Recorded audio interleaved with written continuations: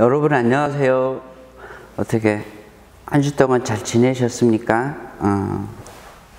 지난주에 우리 동영상 촬영하는 때 비가 차분하게 내리더니 오늘은 날씨가 굉장히 화창하고 아름답습니다.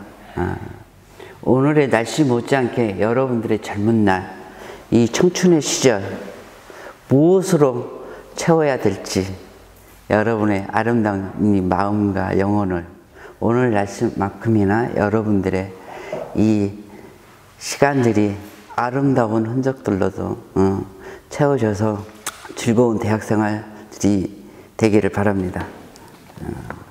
자, 그러면 본론으로 와서, 자, 우리 친구들 그 텍스트가 다 준비가 됐는지 모르겠어요.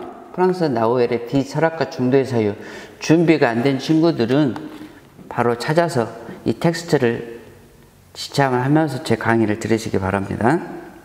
자, 지난 시간에는 나우엘의 비철학은 어떤 형태로든지 어떤 형식의 전제가 없는 사유라는 말씀과 이전의 서양 전통 형이상학이 초월성을 지향하면서 초월성을 어떻게 보면 바탕, 근거로 삼아서 펼치는 사유였다면, 이 나우엘은 니체, 하이데거, 현대 철학자들의 후예인 만큼 초월성이 대립된 내재성, 보로로 이마낭스라고 그래요.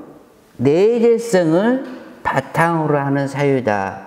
그래서 초월성이, 이전에는 초월성을 담지하고 있는 형이상학적 보편자들이 근거나 토대로 역할을 했다면, 반면에 이 내재성은 초월성을 단순히 대체해서 또 다른 근거냐 토대로서 작용을 하는 게 아니라 초월성을 담지한 초월자와는 다르게 그런 고정불변의 실체로서 토대나 근거는 아니다. 그래서 바탕이 아닌 바탕, 근거가 아닌 근거로서 역할을 한다라는 이야기를 말씀을 드렸어요. 오늘 이 시간에는, 자, 있는 그대로의 실제로서의 일자, 나우엘은 이론적 일자라고 부르는데, 이 이론적 일자가 내재적 실제로서의 이론적 일자에 대해서 살펴가 보려고 해요. 우리 텍스트로는 344페이지,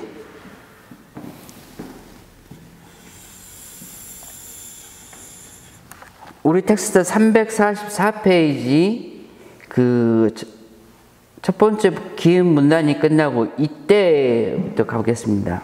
비철학의 철저한 비판을 가능하게 하는 것은 다름 아닌 현실적 삶이 아닌 체험으로서 비반성적이고 내재적인 실제 경험인데, 비철학은, 나우엘의 농필로소피는 그것을 다른 한편으로 일자라고 부릅니다.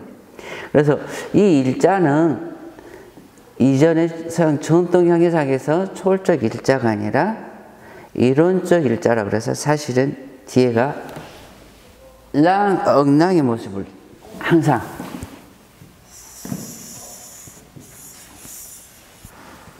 자, 그러면 우리가 방금 보았던 현실적 삶이 아닌 처음, 우리 텍스트를 가지고 있는 중을 보시면 불어로 vécu sans vie라고 나와 있어요. vécu는 글자 그대로 번역하면 체험이야. 쌍은 영어 이더하고 vie, 생명, 삶을 의미해. 그러니까 삶이 없는 체험이다. 이 불어를 우리말로 번역하면서 의미를 살리기 위해서 번역을 하다 보니까 조금 이해하기 힘든 번역이 돼버렸어요. 근데 우리 부지런한 친구들은, 사전에 한번 읽어본 친구들은 각주에 보면은 각주의 내용을 한번 각주 2번 읽어본 친구들은 조금 이해하기 쉬울 텐데, 이 삶이 없는데 체험 있다. 형식 논리적으로 보면 무슨 이지요? 말이 안 되는 소리지. 근데 무슨 말인고 하니, 체험은 체험인데 이 체험, 철학에서는 체험이라는 용어이기 전에 이제 체험하면 또 감각, 경험으로 환원해서 생각하는 사람들이 많아요. 그래서 이 백큐상비는 우리가 일상생활 속에서 직접 듣고 보고 콩닥 만지고 체험을 해서 갖는 이런 감각적 경험에 국한되는 것도 아니고, 또한 우리가 공부하는 학생들이라 그래서 여태껏 배워왔던, 학교 다니면서 배워왔던 개념들, 이론들, 체계를 가지고 있는 학문적 지식들, 그것에 국한된, 그것도 크게 보면 체험이라고 할 수 있겠죠. 그런데 이 현실적 삶이 아닌 체험, 백큐상비는 이런 감각적 경험이나 학문 활동을 통해서 배워 익힌 개념, 이론, 체계들에 한정이 되지 않는, 왜냐하면 그것들은 다 제약과 한계가 달라. 체험이라고는 하지만 어떤 철학적 입장, 어떤 철학적 관이 배워 들어가요. 그래서 그런 것들을 내려놓는, 전문용어로 철학적으로 괄호치기, 에포케, 판단 중지를 하고서 있는 그대로 본다 그래서 랑이라고 하는 것이 가로치기 한 상태에서 있는 그대로의 사태, 실제 상태에서 보는 실제를 다른 말로, 철학에서는 용어가 없어. 그거를 전통적으로는 일자라고 표현을 하기 때문에 일자라고 표현을 하긴 하지만 뒤에 우리가 조건을 붙이듯이 트레드용 하이픈을 붙이면서 이렇게 표현을 해보는 것입니다. 랑, 비반성적이고 내재적인 실제 경험이라 했어요. 그러니까 어떤 학문적인 입장, 철학적 입장, 관들을 전제로 깔고서 표상하고 구성하고 재구성한 게 아니야. 그래서 비반성적이야. 초월성을 전제로 깔지 않아. 그래서 내재적인 실제라는 말이에요. 자, 345페이지로 와가지고 가겠습니다. 그래서 이때의 일자는 내재적이어서 지난 시간에도 말씀드렸지만 내재적이라 그래서 어떤 공간을 여러분들이 상상하면서 그 공간 안의 내재성이 아니라 초월성에 대립되는 내재성으로서, 내재성의 그 형용사, 내재적, 이머넌트, 불어로 이마넌트의 표현이에요. 내재적이어서 초월적 내용을 담지하지 않고 비반성적이며 초월론적인 경험에 직접적인 어떤 소요를 의미한다. 초월론적이라는 용어는 제가 지난번에 한번 소개를 올렸는데 칸트의 용어죠. 트랑상상다, 트란첸덴다, 끊임없이 변화, 생멸해가는 경험에 가는 원리이자 조건으로서 작동하기 위해서는 고정된 그런 산업적 범주로서의 초월적 원리여서는 안 된다라고 그래서 초월론적이라는 용어를 쓴다고 그랬었죠. 또한 이러한 일자는 철학에 대해서는 물론이고 철학에 대한 학, 그리고 초월성에 근거하지 않는 실제적 비판을 실행하는 데 있어서 내재적이고 비정립적인 이론성으로 작용한다. 이론적 일자가 이론성, 유니라테 할 때 우리가 구분과 판별하는 집착을 다 내려놓고서 하나로 있음, 그 일자의 성질을 표현하는 걸 이론성이라고 합니다. 자, 내재적이고 비정립적인 이론성을 설명하기 전에 실질적인 비판을 실행한다라고 그랬어요. 이 실제적 비판, 여러분들이 앞으로 철학을 공부를 해서 문학 비평, 영화 비평, 또 예술 작품, 모든 문화 생활 속에서의 어떤 비평가로서 활동을 하고자 하는 그런 꿈을 가지고 있는 친구들이 있는지 모르겠어요. 그 친구들이 오늘 이 강의를 잘 들으면 가장 강력한 비판의 무기를 여러분들이 배울 수 있어요. 자, 여러분들 비평가들의 비평문 한번 읽어보면 비평가들이 대부분의 비평가들은 사실은 미술작품을 비평을 하든 문학 비평을 하든 음악 비평을 하든 요즘에는 비평은 모든 거의 인간활동의 모든 부분의 비평가들이 있더만 그 비평가들의 비평문을 잘 보면 대부분의 비평을 하는 무기로서 원리로서 삼는 이론들이 철학으로 돕니다. 누구는 헤겔의 이론을, 누구는 아리스토텔레스의 이론을, 누구는 칸트의 이론을, 오늘날의 현대 비평가들은 현대 프랑스 철학에서 질 르즈나 자크 데르다의 이론들을 갖다가 많이 의존해서 그것을 비평의 원리이자 기준으로 삼고서 비평들을 많이 해요. 특히 문학, 예술작품을 비평하는 데 있어서도, 영화 비평하는 데 있어서도 마찬가지고 그 작품들을 분석하는 데 시간을 분석하고 공간을 분석하고 이런 데 있어서 대부분은 들르즈나 데르다의 시간과 공간에 대한 이해예요. 그걸 바탕으로 해서.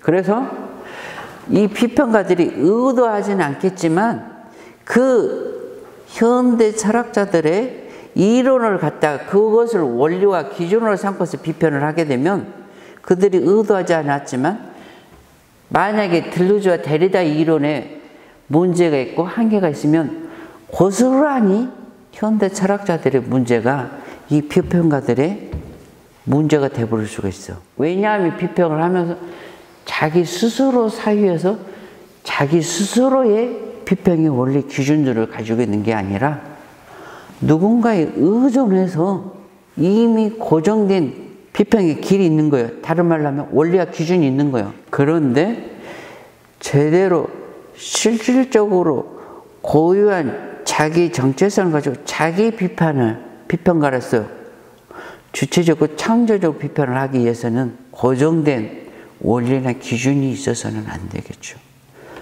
스스로 사유로 해서 자기의 삶의 길, 자기가 보는 문화작품의 눈, 길에 따라서 작품들을 비평할 수가 있어야 되죠. 이럴 때만이 가장 강력하고 철저한 비평 활동을 할 수가 있어요. 철학도 마찬가지. 여러분들 우리 특히 근대에 오면 철학의 활동은 반성과 비판의 활동으로서 귀결된다라고 할 수 있을 정도로. 근데 여러분들 어때요?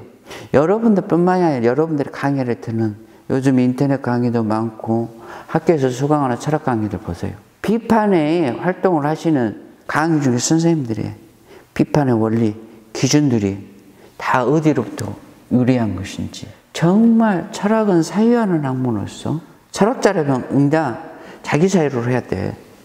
근데 그 비판의 기준이라는 것들이 다 자기가 전공한 철학자, 철학 사자로부터 온 원리들이야. 물론 철학을 비판 활동으로서 철학을 규정짓고 비판을 해가는 데 있어서 자기가 전공한 철학자, 철학 사조의 원리를 갖다 쓰지 말라는 부분은 없어요. 자기가 비판하고자 하는 문화작품이 됐든 예술작품이 됐든 한 철학자의 철학이 됐든 어떤 철학 학파의 철학 사조가 됐든지 간에 그거를 비판하기에 적합하면 부합하면 그 어떤 철학자의 원리와 기준들을 갖다가 활용할 수 있겠죠. 근데 어떤 특정한 상황에 국한되지 않고 대부분의 반성과 비판 활동을 한다라고 하면은 자기가 전공한 철학자,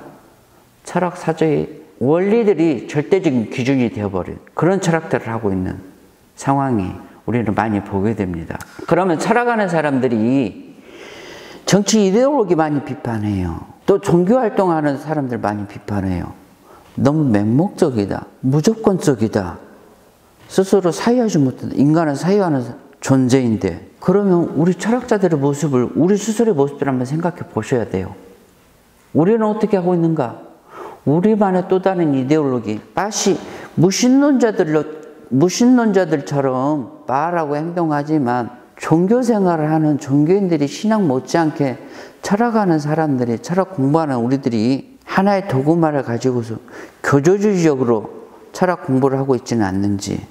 그래서 이론적 일자를 바탕으로 해서 이론적 일자로부터 사유를 하고 비판하는 작업에 있어서는 따라야 될 정해진 기준과 원리가 없어.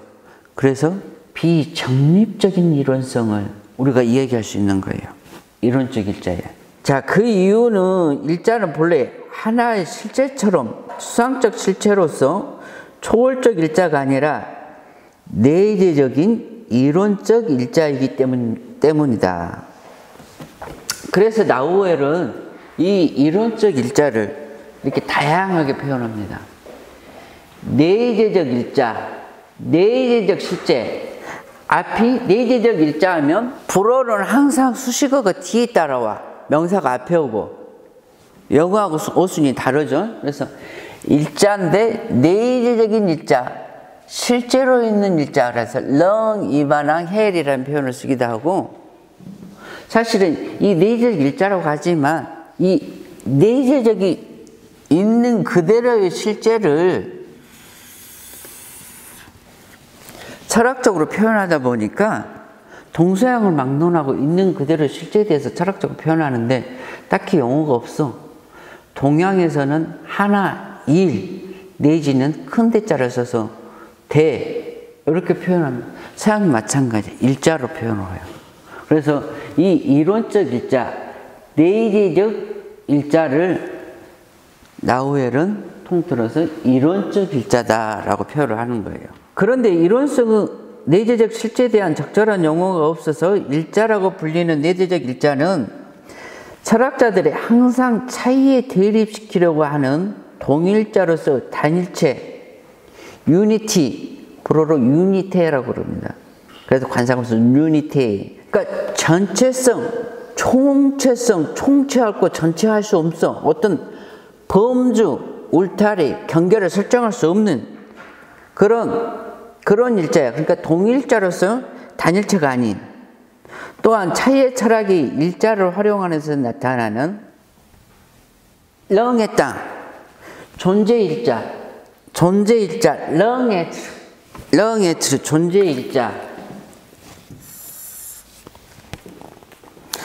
존재일자, 전체일자, 두가 에브리 영어에 해당하는 전체일자. 근데 항상 수식어, 같은 명사들끼리 복합 명사가 되더라도 수식이 되는 명사는 뒤에 와. 전체일자, 존재일자, 타자일자, 오트, 영어의 아드예요. 존재자일자.